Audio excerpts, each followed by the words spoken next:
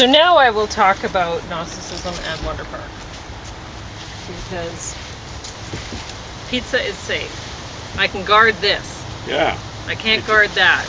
Yeah. It's too hard. Those flies were persistent because the wind's They knew kinda I couldn't get at them over there. Oh, those ones are the metallic type. The ones that are really smart.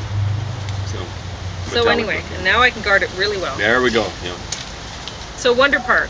Now I don't. It features the voices of Jennifer Garner, Matthew Broderick, John Oliver, Mila Kunis, and Kenan Thompson. And I don't know if they're Catholic. Honestly, I have no idea. The animation's good. It's about a girl who plans a Wonder Park with her mom.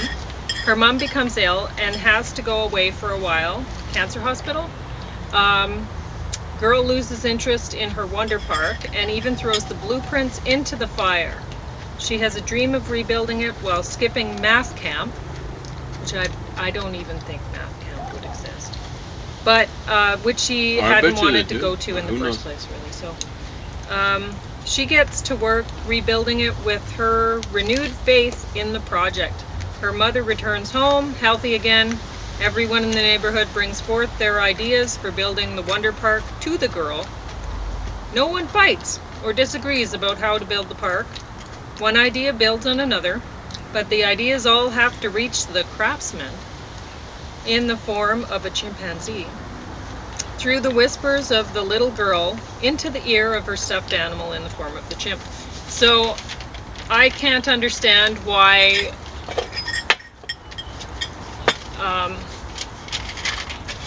other people have input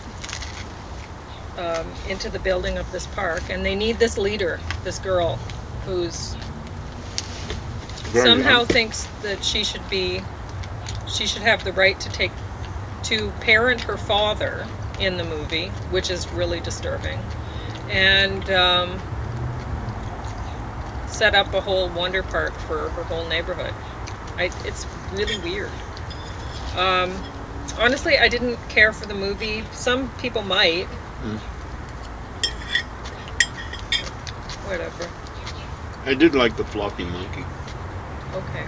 I didn't like the fantasy monkey. No, you know what? I fell asleep through the movie twice. I had to watch it 3 times to actually watch it. I only watched part of it once. Or was it just... yeah, I must have slept a long time. There we go. Okay. Anyway, it wasn't that good, wasn't it? I don't think it's going to traumatize your kids or you, so... No. I just put everyone to sleep. Exactly, because it did that for me twice. So. Sometimes that's good. Yeah. So Gnosticism. I think I left off on lecture 11 about Valentinus. Valentinus was considered a dangerous heretic. Arius priest accused of being heretic. I don't know. 200 years Irenaeus after accused him? Valentinus. Oh, Arrhenius. Yeah, okay. Irene? No, this is a different guy. That guy was 200 years after Valentinus. Mm-hmm. Anyway, Valentinus was a brilliant theologian. He was probably born around year 100. Arrhenius and other Christians saw Valentinus as a serious threat. Gnostic writers did not write in their own name. They'd write as historical figures, such as Adam. Valentinus wrote under his own name. Very little of what Valentinus wrote has survived. He was a Christian who used and revised the Gnostic myths. And it's interesting. So it's sort of like it sort of seems like a bridge between what we were learning about Gnosticism in the past, like in earlier parts of this, and what we know of as Christianity. So anyway,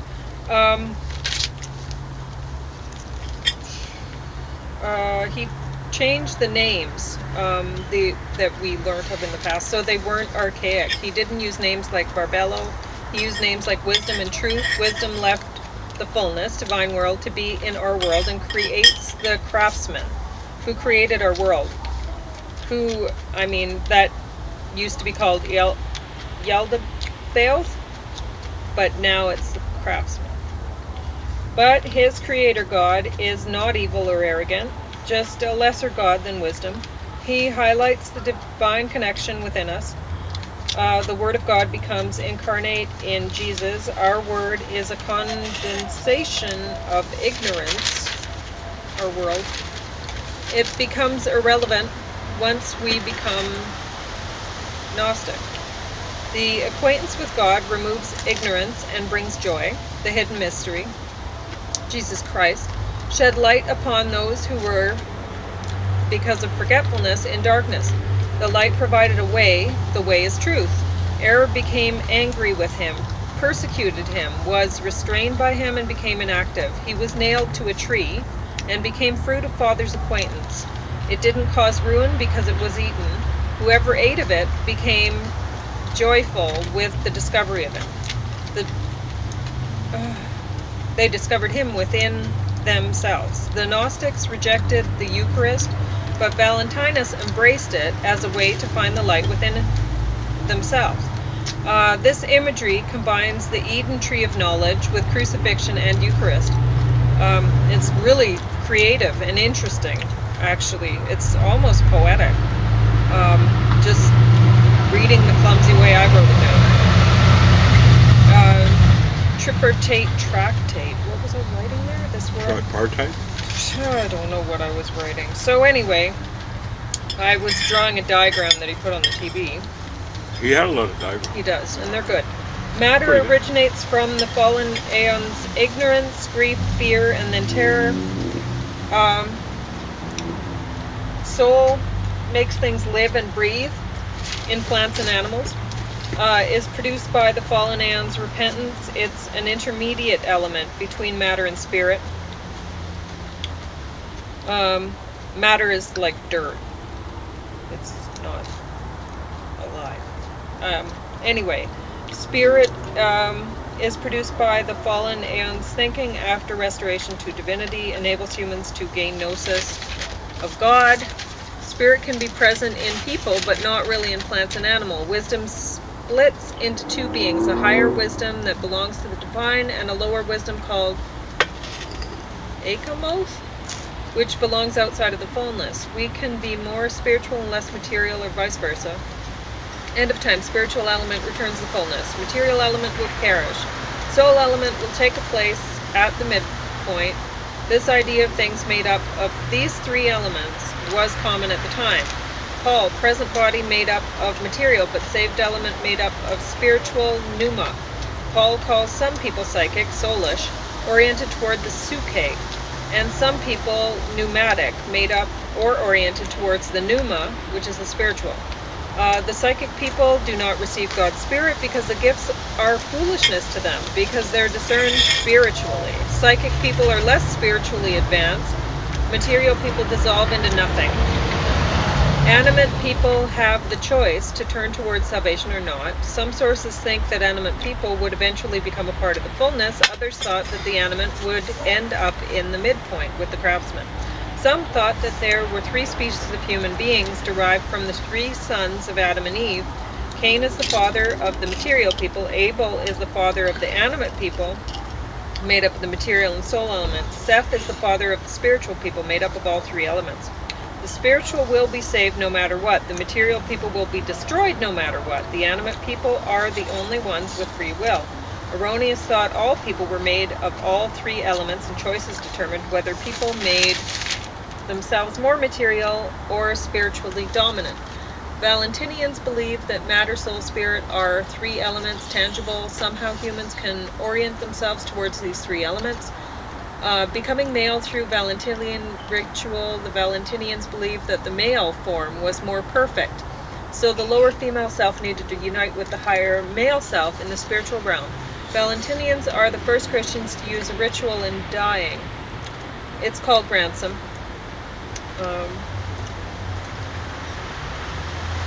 Valentinian views on Christian theology. Our body will not enter the divine world. Flesh and blood cannot enter the material realm. Paul saw Jesus as having a spiritual body after resurrection. The tomb was empty, so his body was resurrected. In John, Jesus ate fish with them afterwards, so he had a resurrected body. So So the Gospels claim that the body would be resurrected, just made better. Valentinians believed only the spirit would be resurrected. Ptolemy, only some of Old Testament commandments come from God. 10 commandments come from God, but Jesus brings these to perfection. Don't kill is good. Don't hate is even better. Established laws have good principles in them. Good God of Old Testament is just and righteous, but is an intermediary in the image of the ultimate God. Mary Magdalene. She appears a lot in Valentinian and other heretical texts. Gospels according to Philip. There were 3 who always walked with the Lord: Mary, his mother, and his sister, and the Magdalene, the one who was called his companion. His sister and his mother and his companion were each a Mary.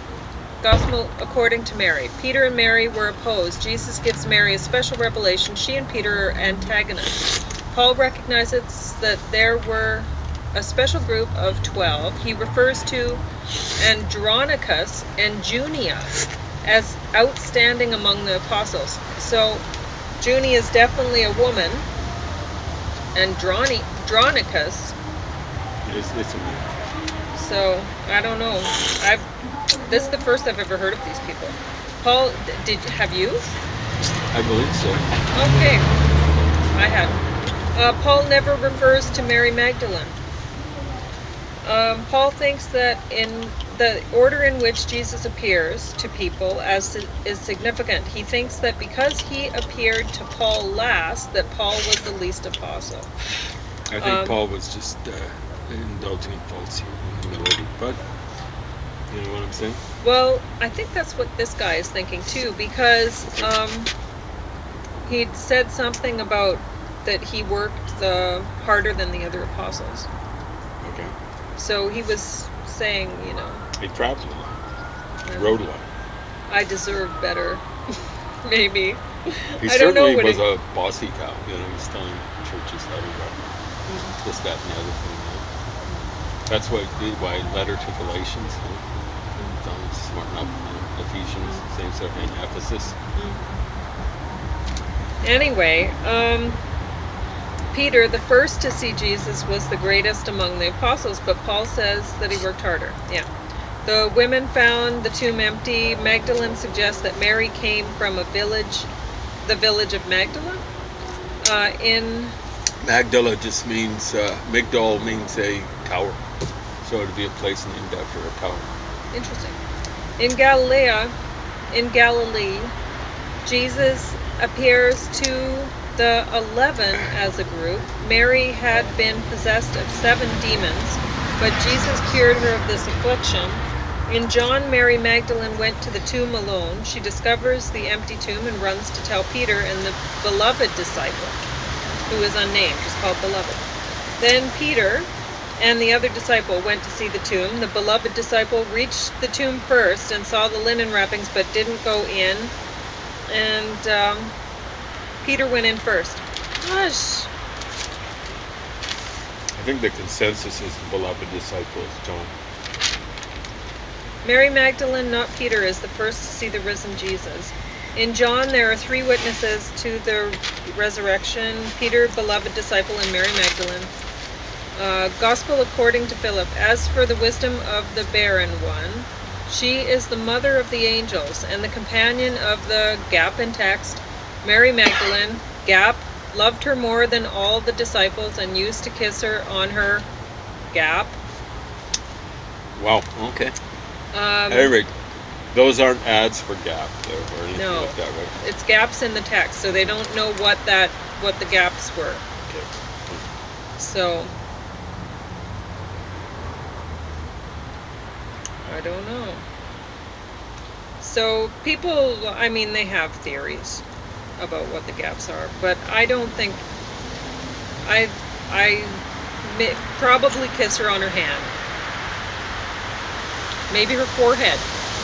Yes. Anyway, when asked why Jesus loved her more than all the other disciples, Jesus said, "Why do I not love you like her? When a blind man and one who sees are both together in the darkness, they are no different from one another. When the light comes, then the one who sees will see the light, and the one who is blind will remain in the darkness. In Whatever that means. Valentinian thought, we all have male and female selves. Our male self is our higher angelic self, and our female self is our lower material self. Baptism elevates our female to male self, bridal chamber. Mary Magdalene does not represent the female divine, but we are all Mary Magdalene. We are all called to have a relationship with our higher male self represented by Jesus. That's one interesting theory. Mary Magdalene tells Peter and the other apostles that the human soul must ascend past hostile powers to reach its heavenly home. Andrew and Peter charge that Mary's lying. Peter cannot believe that Jesus would reveal such things to a woman in private. Mary weeps and insists she isn't lying. Levi comes to Mary's defense. He says that Jesus did love Mary more than he loved the men because he knew her so well. So Levi says Peter's prone to anger, which Jesus warns against, so those who follow Peter are therefore turning away from Jesus. The Gospel according to Mary condemns emerging power structures in the church, restricting authority to male priests. That's all I have to talk about right now. Oh, and that I forgot to mention, that was the gap in text bits, was the Gospel according to Philip. Oh. How'd you like your pizza? It's good. It's fun. Okay, well, there's more in the... Yeah. That sauce is pretty good.